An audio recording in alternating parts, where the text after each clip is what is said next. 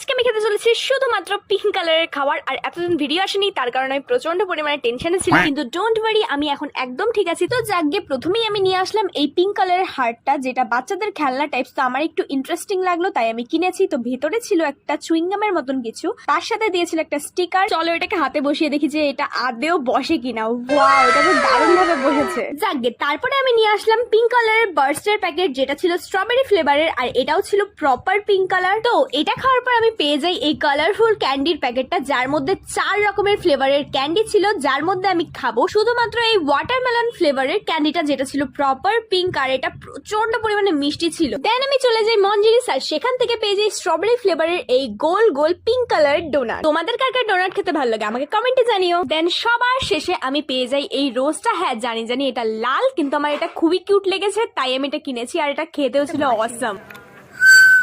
আজকের জন্য tata, subscribe.